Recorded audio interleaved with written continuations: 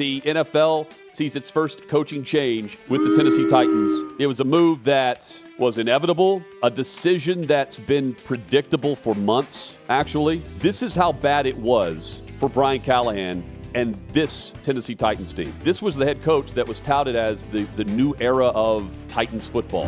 The Titans fired head coach Brian Callahan. It was a move that was inevitable, a decision that's been predictable for months, actually.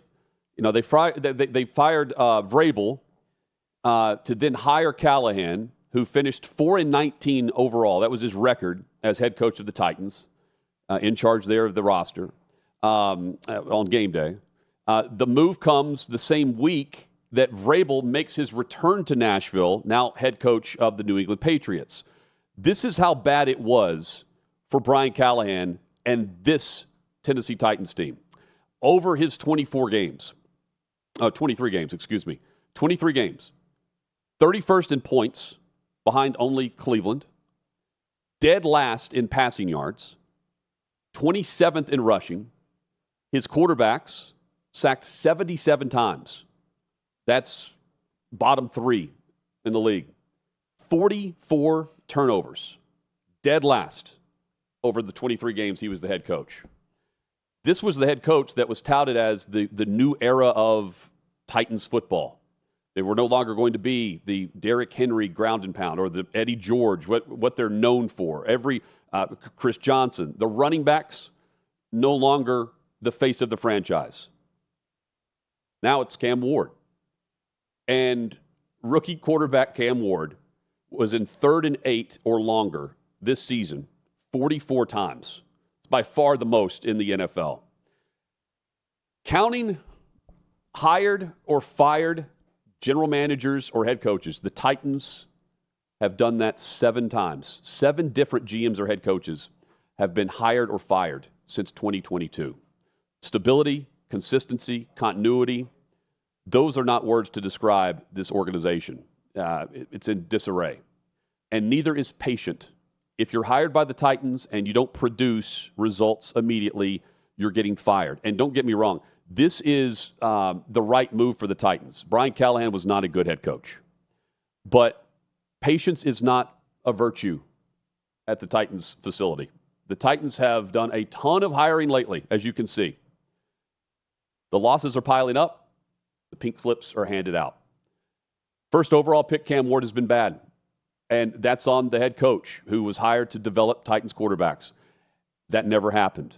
Instead, fans have watched some of the worst offensive performances in Titans history. The worst completion percentage in the NFL. That's currently Cam Ward.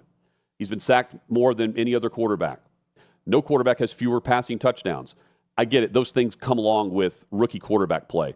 But we were not seeing media, fans, the team, any progression, any development. So that's one reason Brian Callahan's fired.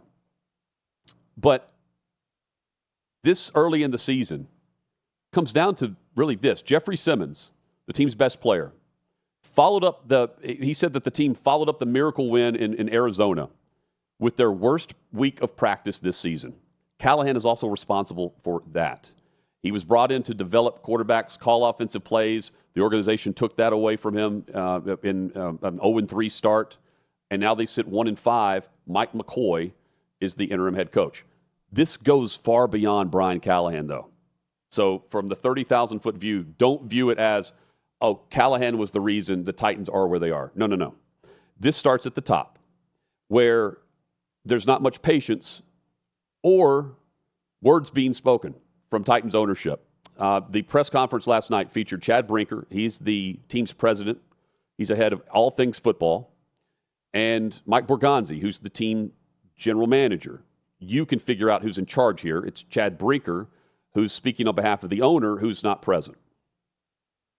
What do you mean? Where's Amy Adams Strunk right now? Yeah, she's at her home. Why isn't she here? I'm here representing her. Yeah, and it's not a great representation when the team is known for losing, known for the unorganized presence with management right now. Because, again, the questions are, who's doing what, all the cooks in the kitchen, who's actually making final decisions, final calls, where I believe Burgundy ran the draft. I'm not so sure he's running this search. In fact, I think it's the team president. Yes, there's another team president Burke Nihill. I think Burke Nihill is going to make this hire. And again, you have the guy that's over in charge of football in Chad Brinker and the general manager, Mike Burgundy, who just fired the coach who couldn't keep it organized and call plays as the head coach. It's a mess. It's the worst organization right now in the NFL. Yes, they're worse than the Jets. They needed all the turnovers that they received from Arizona to win a game this season. They're really bad, really bad. But don't let that fool Brinker or Burgundy. Here's Brinker last night at the presser. Organizations sitting where they are. Resumes are what they are for both these guys. They've been with successful organizations, and they want you to know it. Been involved in 3 of these decisions at this point, 3 of these kind of decisions at this point. Why should fans trust you to be able to get this right based on the plan, since the plan hasn't gone right now 3 different times? Yeah, I've been entrusted to do this job, and that's all I can say is we're going to work to get this right. Both Mike and I come from places where we've won a lot of football games. We got a front office that I think between all of us, we got 9 Super Bowls. We've seen what winning football looks like, and we know what that looks like. So we're going to do everything we can to support the staff currently. Our players.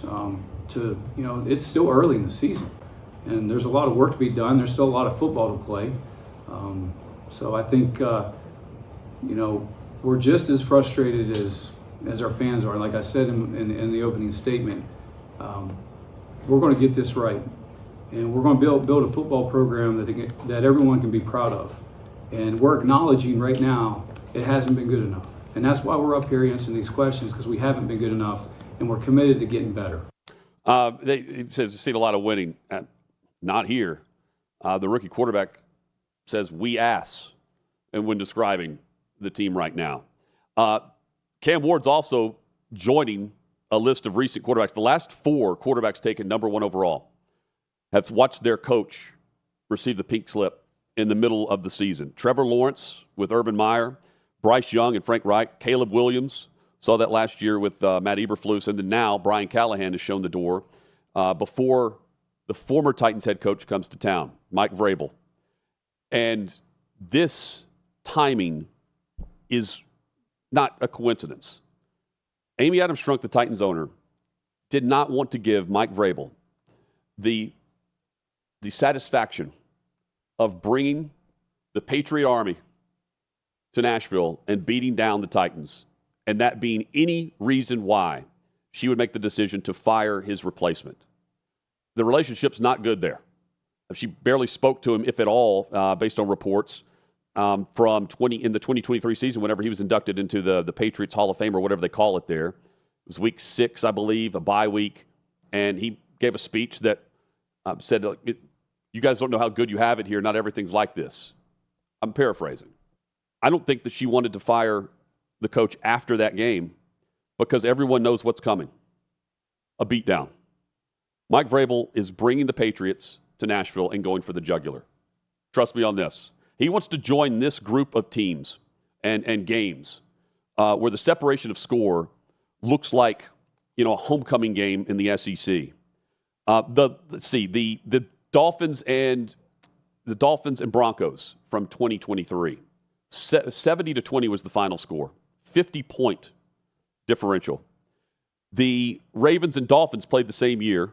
37-point difference in that game is 56-19. Cowboys and Giants, we remember that recently, was the first game of last year, 40-point difference in that swing. Final score was Lions-Jags. Lions-Jags in 2024, 52-6. This is the group of final scores that Vrabel wants to leave Nashville a part of. And the Titans wanted no part of Vrabel receiving any part of the headline of why their coach was fired. It was inevitable. It's something that needed to happen, but there's a lot more that has to happen for the Titans to be able to tout Super Bowls or being in contention for an AFC South division that they were winning about 5 years ago. And now they're not close to it. They're in the cellar.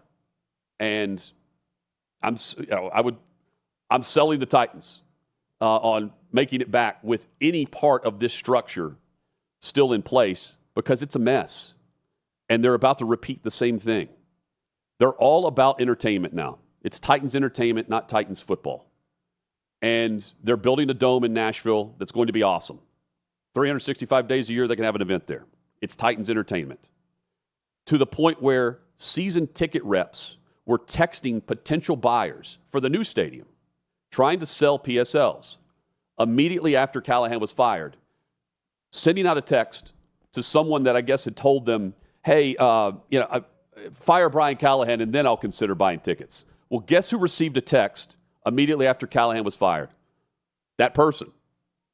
Like, hey, Callahan's fired. You ready to pony up? No one's going to be paying for this crap. It's not entertaining. Doesn't look like good football, and it's not entertaining. That's when we'll see some change, is when they get back to Titans football. And Callahan wasn't going to be a part of that. Someone who's all ball is David Pollack. We talk college football with him. That's straight ahead next.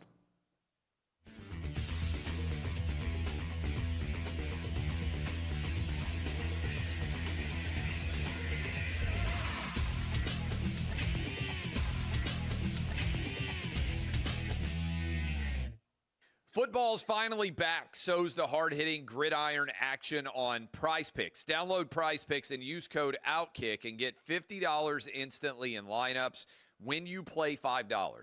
Must be present in certain states. Visit prizepicks.com for restrictions and details.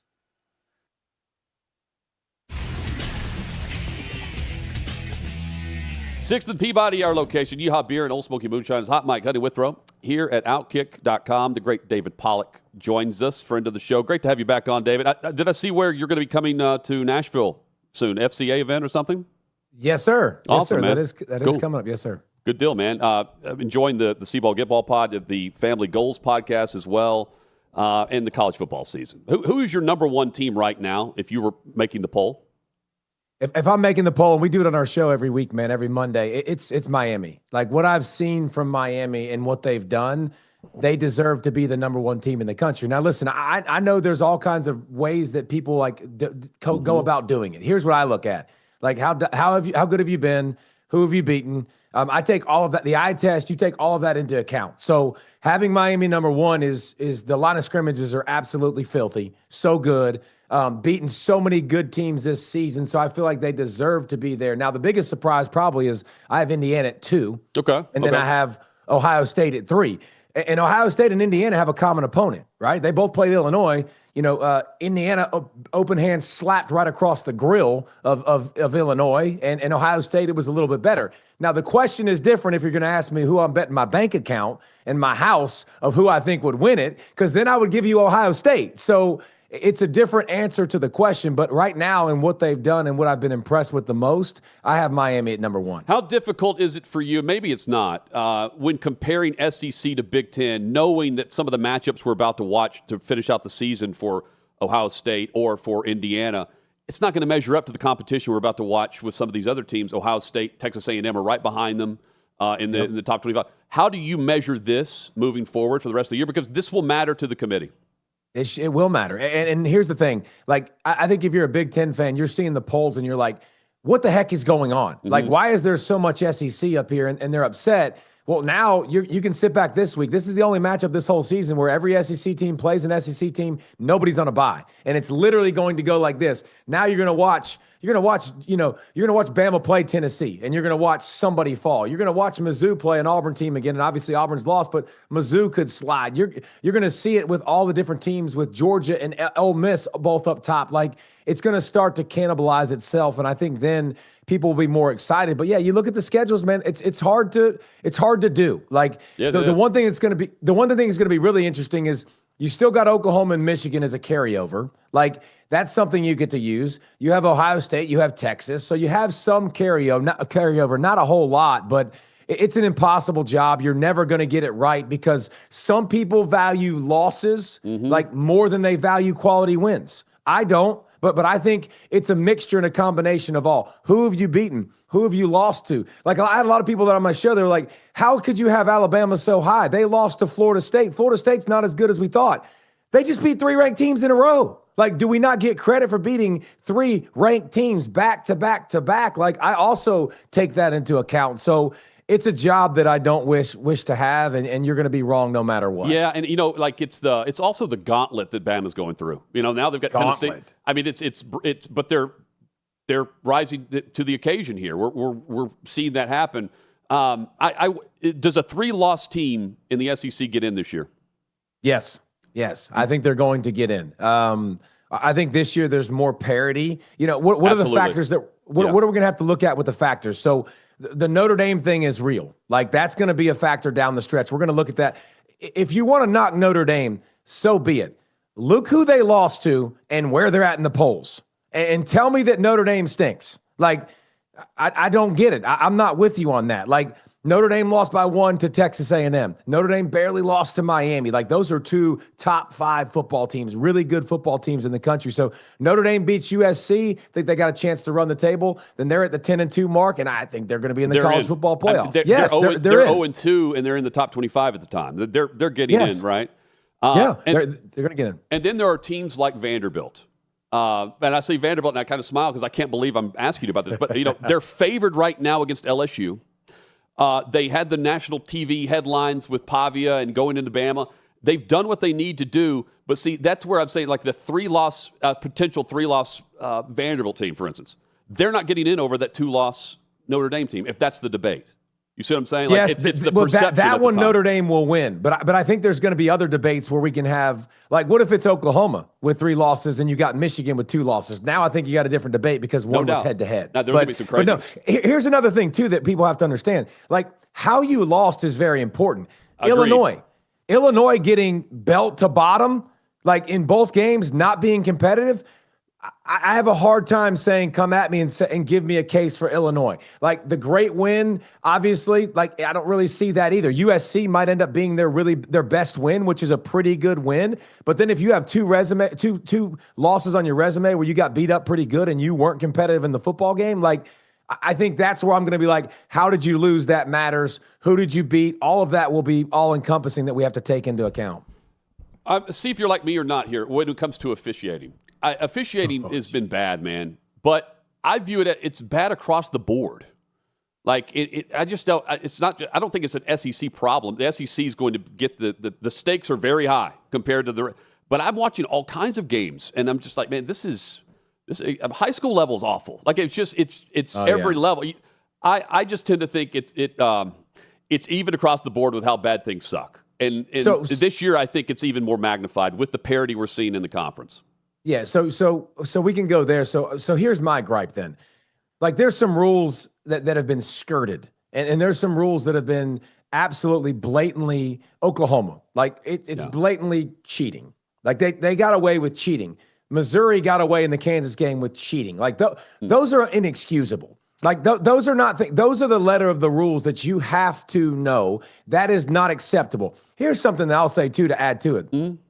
How do we have this sport that makes all this money, and you're telling me when you zoom in for the Georgia-Auburn game, it looks like as grainy as when I played back in the day? Dude, like, it's like an Exxon bathroom where you need like the key. You got to go inside to get the key. It's outside, but we can zoom into another galaxy right now in space, but we can't see this with a camera. That's my biggest gripe. Like, and again, there's technology with the chips in the football at some point that we can get better and somehow help these guys out. But you can't tell me we can't get a camera angle down that line that's not better than that crap.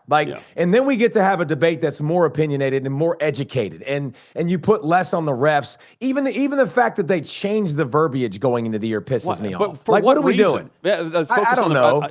Upheld or whatever they're saying. By the way, that's a touchdown. They're going up 17-0 right there. I mean, right down the line. I'm watching that going. Yeah, he's clearly across the goal line. Well, and here's what I'll say. I don't get it. I might disagree because I think the first guy that comes in kind of hits the football. Now, here's the thing. Can I get a better camera? Can I see it better? Because it looked like when the first arm came in, it looked like the ball was a little bit moving. Sure. But here's the thing. So we can debate that, and we can debate whether who's right or wrong. I think we should have a better viewpoint, and we should have more information to make an educated decision. And then whatever was called on the field, you knew that was going to happen. Like, you're right. Whatever But they called on the 6 field, minutes later, they're going to go with. Yeah. 17 minutes later, yes. David Pollack, our guest. The buyouts right now in college football are what they are. I mean, stupid. Mark, they're ridiculous. They're pointing to NIL for why they can't make budget. This is why they can't make budget. It's because they're paying all these buyouts to coaches who aren't coaching for them right now. Did Penn State make the right call? It's crazy how fast that happened, which tells me that both sides probably weren't seen past this season anyway. But yeah. $50 million, I know, can offset with some other language, and that he has to try to get another job. Whatever the language is what it is. But is any buyout possible? I mean, if Kentucky's willing to pay Mark Stoops like $37 million not to coach, for instance, that's a report. Like they're willing to pay him to after the season or whatever. Yeah. I mean, I'm thinking about that and going, if they're going to pay that money, anybody is getting paid right now. Yeah, and obviously if you find a rich booster that steps up to the table, like that's usually how this works. They find a guy that's got a lot of cash and they're like, we're going to pay this. So let's tackle this first. Let's talk about James Franklin. So I'm going to give you a few names. Mm-hmm. Kirby Smart, Ryan Day, Kalen DeBoer, Dan Lanning. Since 2022, that's the names of the coaches that have a better winning percentage than James Franklin. That's the name. That's it, by the way. There is no more. So, I mean, they scored against Oregon to take the lead at their own place, and then Oregon comes back, beats them. The two disappointing losses, I think the UCLA loss won't look as bad. Bad loss to Northwestern. Like, I find it very hard to believe that you're going to give somebody $50 million now to go away. And the list of candidates, like Sig, not going to happen. Elko, not going to happen. Like, we can keep going. Lane Kiffin, not going to happen. Why are they leaving playoff jobs? Why would they do that? They're going to be in the playoff hunt. They're going to be talked about. They're not going to be communicating. So now, who's the next list of candidates that we're going to go to? Okay, I keep hearing Matt Rhule. Love Matt Rhule. Like, Matt Rhule's an awesome coach. Matt Rhule hasn't done more than James Franklin's done. Right.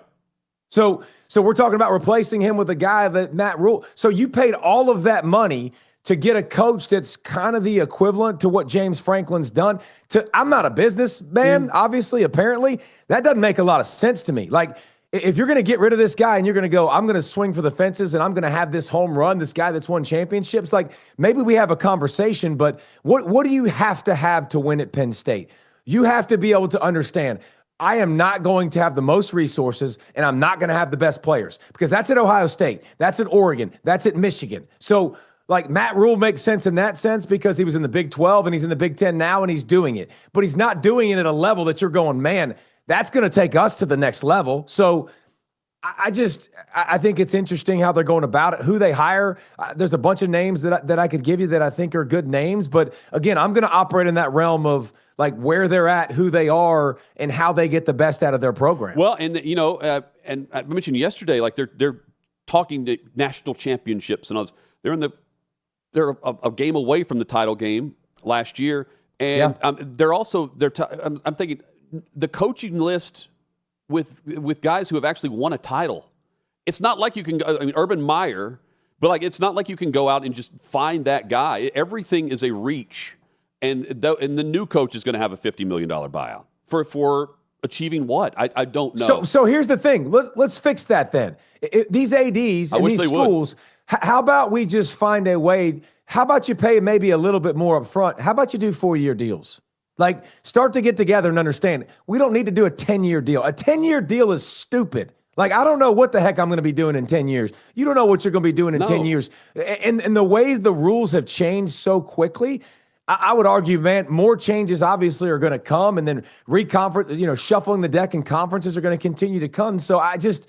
Like, why are you paying somebody that much money? There's very few guys in the country that I would pay that. Actually, I don't even know if there's maybe one that I would pay that kind of money and say, I know I'm going to get the best, and this is the guy to lead me in the forefront. Kirby?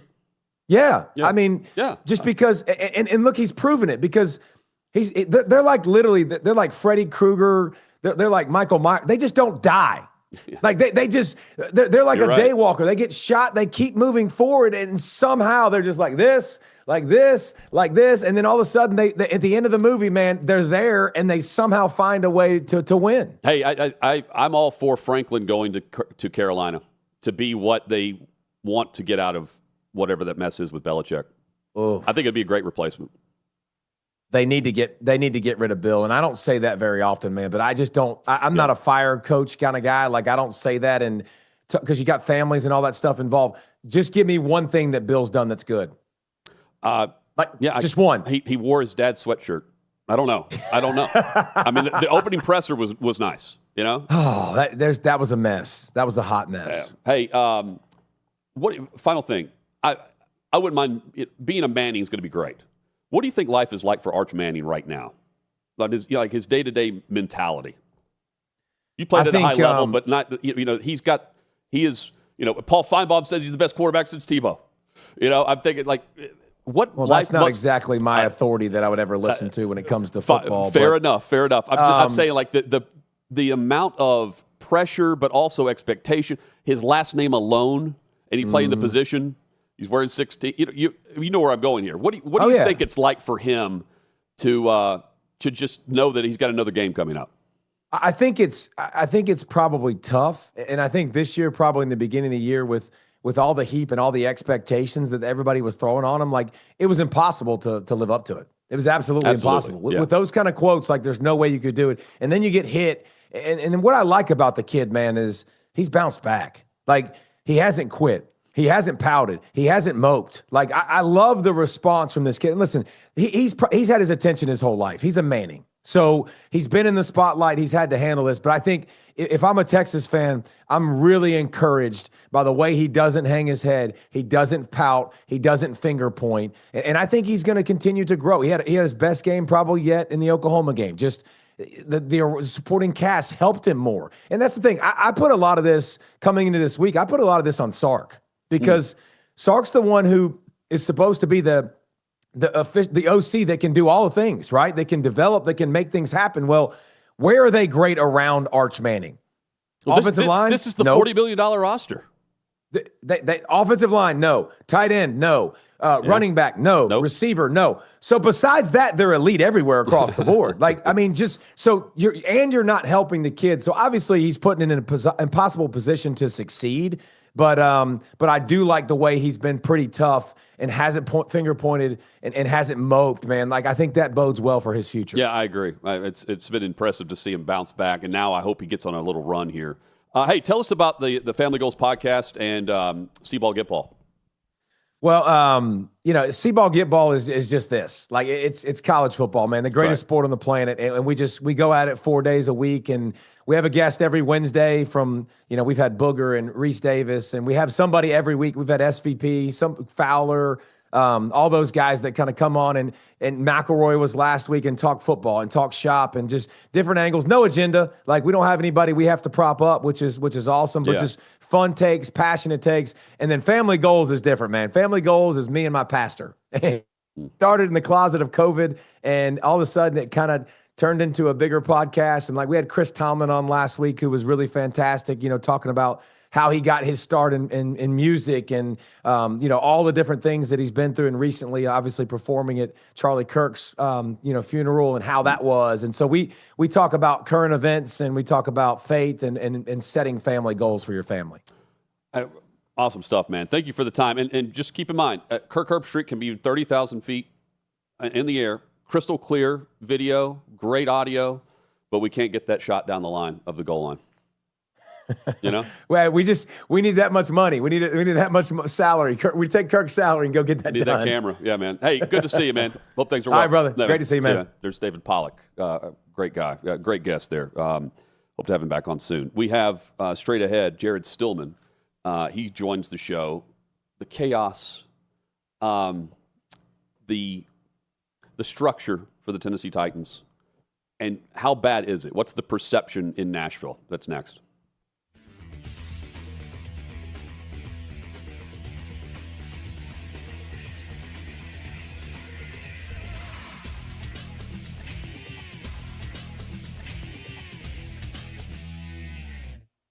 Football's finally back. So's the hard-hitting gridiron action on Prize Picks. Download Prize Picks and use code OutKick and get $50 instantly in lineups when you play $5.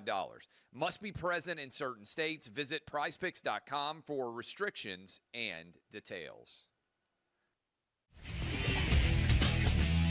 It's great whenever you can have a guest on who's a friend of the show, but also a friend in general. That's Jared Stillman, who joins us on Hot Mic with Hutton and Withrow here at OutKick.com, host of Stillman & Company, also host on Mad Dog Radio, Sirius XM.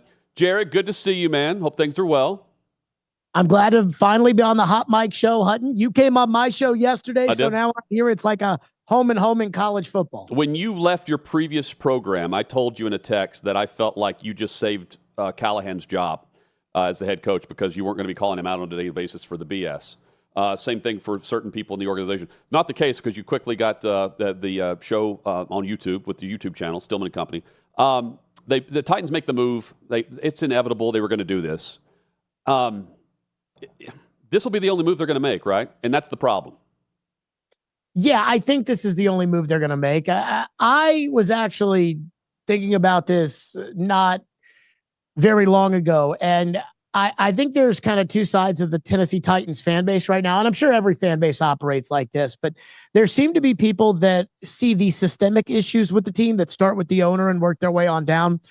The group that is going to hire the next head coach, it looks like right now, is going to consist of the same CEO, the same president of football operations, the same chief of staff to the football operations department that happens to be the owner's son-in-law, the same owners and a different general manager. But that's basically the same committee that led you to Brian Callahan, who, good guy, completely in over his head, completely incompetent as a head coach, unable to hold anybody accountable. And as a fan, that system that the Titans have in place gives me no hope that they're going to get this decision right and that they're going to be able to develop Cam Ward. And yet there's a part of this fan base that feels like Callahan was the only problem and now on their way to go get a good coach and Tennessee will be fine. And I just don't know how people can believe that. I think the Titans are one of many teams in the NFL where the owner is such a problem that they'll never truly be able to overcome it. We see that in Cleveland. We see that in Dallas. We see that in many places around the NFL. And it is very, very disheartening as a fan to know that your team is one of those teams. Well, see, I think so you can overcome it. You can do it with a quarterback that actually they hit on the quarterback. Again, 50-50 shot, whatever you want to call it, whenever they draft Cam Ward. You hit on him, everything's fine, right? You got your franchise quarterback. Or you get a coach like a Mike Vrabel who can speak publicly on behalf of the organization, and you believe that you're on the right track. I don't think they have that person. They don't. And so there's who is selling where you're headed. You know, you don't have to necessarily agree with what they're doing. You need to understand what they're doing. I can't do that. So like there's no figurehead that's actually explaining anything other than the new stadium being built. And that to me is the bigger problem. It's not that the owner doesn't talk. It's no one that is out there talking on her behalf makes anything sound like they're telling the truth. Yeah, I think it's pretty hard when the same guy that told everybody about how great the former general manager was and then was part of the group that fired him. Yeah. And told us how great the head coach was and how great he was going to be and how great he was this offseason at commanding the respect of the players, and then went out and fired him, is now telling us, but trust me, because I'll get this one right. I think it's kind of hard as a fan to believe that. Some people, I think, believe it. I have a hard time with that. I mean, I'll just remind everybody that even Mike Vrabel could not keep this ship from sinking. You're right. You've got bad ownership in the NFL. Then there is no fixing that because there is nobody to hold the owner accountable. You know, there was a story at ESPN where one reporter talked to a former NFL head coach who had talked to and interviewed for like 20 head coaching jobs, had gotten one or two, and had interviewed for a bunch of others, and said in all of the interviews they did, one owner they felt like in the job interview knew what they were talking about. And that one owner was Howie Roseman, the owner in Philadelphia. who knew what they were asking and knew specifically what they were looking for in a head coach. The other owners that they sit down with just want a leader of men or some sort of offensive genius. A nice guy. But they don't know. And I think that that's where I look at the Titans, is they have an entire committee of people who don't know. And now they're asking for us, the fans, to believe that this committee of people that screwed it up so badly last time are going to get it right this time. And I have a hard time believing that's actually going to happen. Okay, for those that don't know, like, the dynamic, lay it out for me here. Vrabel's coming back to Nashville. He's bringing the Patriots on Sunday. What do you think Vrabel's trying to do? And I heard someone recently say, like, oh, I don't know if they're going to announce him at the game and how he'll be received. Like, trust me, they're not going to announce that he's on the opposite sideline. They're not. There's no. This isn't a player coming back after he's left the team and there's a tribute video. There will be nothing like that. And with that in mind, it's owner, former head coach, the timing of why Callahan was fired. Lay it out for me as to what you expect to happen Sunday from Vrabel's point of view, and also the sentiment between the organization and the coach. So I have a $20 bet with a coworker. Yeah. I am betting that the owner of the Titans, Amy Adams Strunk, will not attend the game on Sunday. She will not go to the game. She will not sit up in the box. She will not be on the field before the game. She will not be there simply because she does not want to have to live through what people are expecting to be a Mike Vrabel beatdown on Sunday. I think that there was a lot of damage that was caused by Mike Vrabel with the owner at the end. And I think she still probably resents that. And I guarantee you, Mike Vrabel, who holds grudges and is very much, that helps motivate Vrabel, but Vrabel certainly still holds a grudge against the Titans.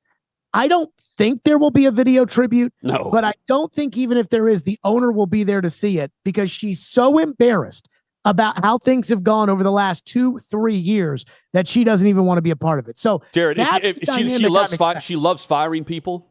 If you want to be fired Sunday, run a video of Vrabel. That'll probably get you in trouble. And I think that's the other thing, is everybody in the organization, most of whom aren't even qualified to do their jobs, they're afraid to do their jobs because they're afraid that they'll get the boot, just like everybody else has gotten the boot, including the former general manager who won 61% of his games and was in first place in the middle of the season when she fired him. So it's one of these, the NFL is a socialist government. They want everybody to be the same. Salary cap, best team gets the worst pick. Worst team gets the best schedule. I mean, they hope for everybody to be 9-8 and 8-9. And there's a handful of teams that either are just elite or have a great quarterback, and they're always going to win 11 or 12 games. The Chiefs, the Bills, and I know the Bills lost last night, but those teams are always going to win something around 10, 11, 12 games because they've got great quarterbacks. And yet, isn't it always the same teams, it feels like, at the bottom of the league? The Browns, the Jets, the Raiders, the Jags, the Titans, and Washington was at the bottom of the league for a long, long time. Same cycle of firing coaches, drafting quarterbacks, bad quarterback, move him out, bad coach, change the owner, NFC Championship game. And I don't think that's an accident. So I think that if you are a fan of a team with a bad owner, whether it is a fan of the Jets, a fan of the Browns, a fan of the Raiders, a fan of the Cowboys, a fan of the Titans, there is a helpless feeling and a hopeless feeling that comes with, I think, what I am sensing as a Titan fan, the reality that no matter what they do, it's not going to get better, and every Sunday is just another Sunday to be embarrassed. Is Cam Ward the answer at quarterback? Do we know that yet? I would say no, that we don't know that. I would bet a lot of money against Cam. And let me jump in briefly. The reason I ask this is it's 6 games.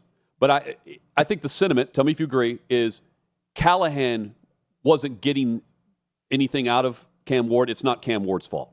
I think that's the overriding sentiment right now with the organization. with the fans is that we're about to find out if it's a Cam Ward issue. Sure. I think that what happens in the NFL is that usually everybody is to blame or everybody should get credit. And then fan bases decide who's more popular and that's who gets the credit, and who's less popular and that's who gets the blame. And so last year, Callahan didn't get any of the blame. Will Levis got the blame, and Rand Carthon, the general manager, got the blame, but Callahan didn't get any blame. But Callahan wasn't doing anything to help that team. And now with Cam Ward, I feel like one problem that we have, and I was talking to somebody yesterday about Drake May and Cam Ward. If you talk to NFL evaluators about Drake May and Cam Ward, then they will tell you that Drake May was a better prospect than Cam Ward, that it wasn't even particularly close, that they evaluated Cam Ward and said, he's more like Michael Penix, he's more like Bo Nix and J.J. McCarthy, that went, with the 8th pick and the 10th pick and the 12th pick than Drake May, who went with the 3rd pick. But because Cam Ward went number 1, there is a sense that he's in a similar class with Trevor Lawrence or Joe Burrow as prospects, and that's just not true. And Cam Ward is a project quarterback. Now, when you draft a project quarterback with the number 1 overall pick, there is a chance you hit with a project quarterback, because Josh Allen was a project quarterback, and Patrick Mahomes was a project quarterback, and Lamar Jackson was a project quarterback. But there's also the Anthony Richardsons of the world and the Trey Lances of the world that go high into the first round of these drafts as project quarterbacks and end up failing and never reaching what they think their potential is going to be. I don't think a coaching change is a good thing for Cam Ward. I don't think Brian Callahan was getting anything out of him, but Cam Ward's got serious flaws in his game. And unlike Buffalo that had a plan for Josh Allen, or Kansas City that had a plan for Patrick Mahomes, firing the head coach 6 games, 7 games into the season shows that Tennessee didn't have a very good plan to begin with Cam Ward. And that's why I'm betting against him. If Cam Ward's career was a stock, I would short it. Jared Stillman's been our guest. I'll leave you with this. Who's taking this job, Jared, knowing that you're coming in, working for the general manager, you're working for the president of football operations, you're working for the owner's son-in-law, and you're working for the president of the team? People around the league know what's going on here with this team. Why would anyone want to take the gig knowing that you've got about 20 games with this roster and this owner to do anything about it? You wouldn't see this new stadium open in a year and a half. So I think somebody will take the job because there's 32 of these on the planet. Sure. I'm talking about legit. You know what I'm saying? Sure. The type of names that anyone would throw out for any job. Why would you want this one? So I think, for instance, Mike McCarthy would take the job because Mike McCarthy isn't on the top of anybody's list right now. Mm-hmm. There's not people clamoring to hire Mike McCarthy. So if let's say there are 6 or 7, he's a malarkey type, is what you're saying.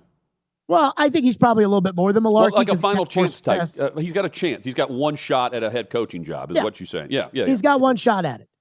I would argue perhaps a guy like Arthur Smith, who Ian Rappaport mentioned yesterday, is a guy who, even though he's doing well in Pittsburgh as the offensive coordinator, people look at that Atlanta tenure and think he wasn't any good. And so if he gets an opportunity, maybe he says, hey, this is my opportunity to get back in the game. Mm-hmm. I mean, look at all these terrible places. There were people that wanted the Jets job, and Aaron Glenn got it, and Aaron Glenn was a hot commodity interviewing for a lot of jobs. The Jets are a dumpster fire, and they have been for a long time. I'm saying there's a Sean. I'm saying like the Sean Paytons, very meticulous on where they're going, right? Yeah, I mean, Sean Payton did not want to go to Denver. Sean Payton wanted to go to Houston, but they hired DeMeco Ryans. Right, they ponied up with DeMeco, and then the Denver came back over the top. Point being, though, guys that just sit back and survey the top, no one's looking at this going, this is a successful venture for me. If there are 6 jobs that are going to come open, my guess is the Titans would be job number 5 or number 6. Okay. Yeah, and that's where they're going to stay. Right. But that being said, there are more than 6 or 7 guys that want to be a head coach. Right. But even like Callahan was touted as one of the top coaching candidates whenever he was hired. Sure. I don't see the Titans in that mix again for the top coaching candidate, whoever it might be. They could fail again. I'm just saying, like, it's not like they enter the building and they don't leave. I think there's a chance that they could be in the mix for the top coaching candidates because these top coaching candidates, I use Bobby Slowick as the example. 2 years ago, Bobby Slowick was interviewing for every job that was open to be the head coach.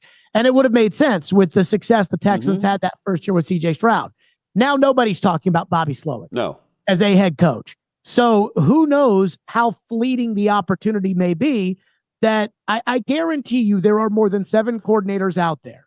And let's say there are 7 jobs that come open that would say to themselves and their agent would say, hey, it's $4 million a year.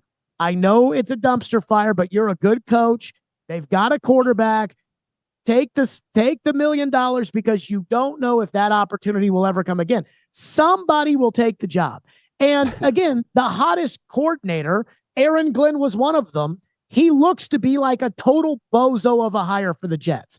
It is very possible that there could be a coach that the Titans hire who is not overly desired by anybody else, but actually is a good coach. We've seen that with Todd Bowles in Tampa Bay. Maybe we see it with Mike McCoy. Maybe because Amy Adams Strunk falls in love with people. She does. If they make Mike McCoy the full-time head coach, I will be shocked, but I probably shouldn't. Hey, what time? 2 p.m. Central? Is your 2 show p.m. Central Time, the Stillman and Co. That's Stillman and A&D Co. Stillman and Co. on YouTube. It will be live at 2 o'clock. Of course, all of our stuff is there as well. The reaction to the Titans press conference, which was a disaster yesterday, and our 3-hour show, Hutton was a part of it yesterday. That's all up there. Go check it out and like and subscribe. You're the man. Good to see you, man. Thanks for being on the show. Thanks for having me, Hut. There is Jared Stillman. Check out Stillman and Co., the YouTube channel there. Fun show today. Flew by.